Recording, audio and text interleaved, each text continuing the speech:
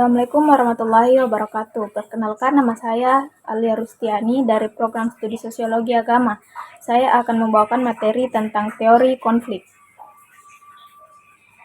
Teori konflik memandang masyarakat sebagai arena pertentangan antar kelompok dengan kepentingan berbeda. Ketimpangan melihat masyarakat sebagai sistem yang stabil dan harmonis. Teori ini justru menekankan ketimpangan, dominasi, dan perubahan sosial yang terjadi akibat konflik kepentingan, terutama dalam distribusi kekuasaan dan sumber daya. Konflik dianggap sebagai pendorong utama perubahan sosial. Adapun tokoh utamanya yaitu Karl Marx. Karl Marx memfokuskan analisisnya pada konflik kelas, terutama antara borjuis dan proletar. Ia berpendapat bahwa kapitalisme secara sistematis mengeksploitasi kelas pekerja dan konflik antar keduanya bersifat inheren.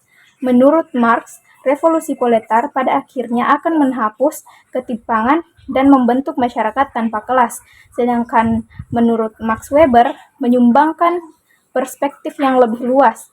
Ia tidak hanya melihat ekonomi sebagai sumber konflik, tetapi juga menekankan pentingnya status sosial dan kekuasaan.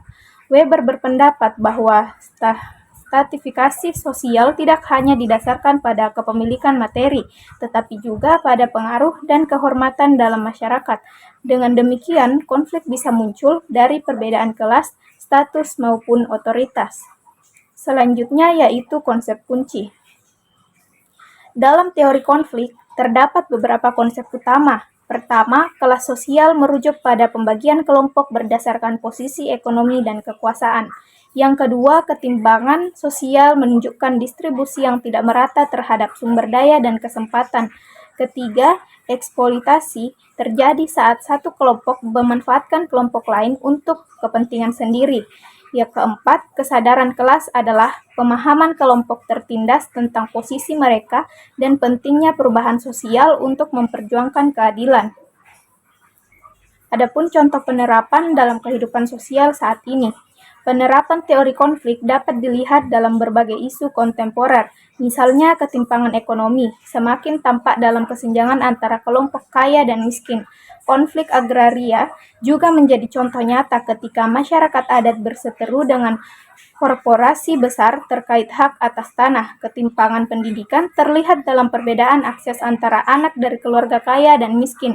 Selain itu, gerakan sosial seperti protes buruh atau demonstrasi mahasiswa mencerminkan konflik antara rakyat dan penguasa atau pemilik modal. Adapun daftar pustakanya yang ada pada slide tersebut. Itulah tadi pemaparan materi dari saya.